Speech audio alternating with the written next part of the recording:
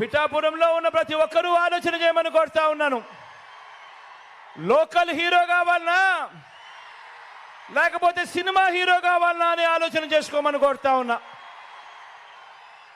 అక్కకు ఓటేస్తే ఎప్పుడు మీతోనే ఉంటుంది, మీకు మంచి చేస్తుంది.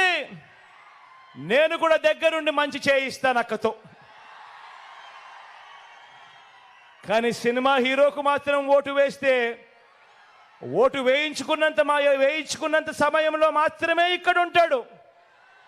జ్వరం వచ్చినా కూడా తాను మళ్ళీ హైదరాబాద్కి వెళ్ళిపోతాడు.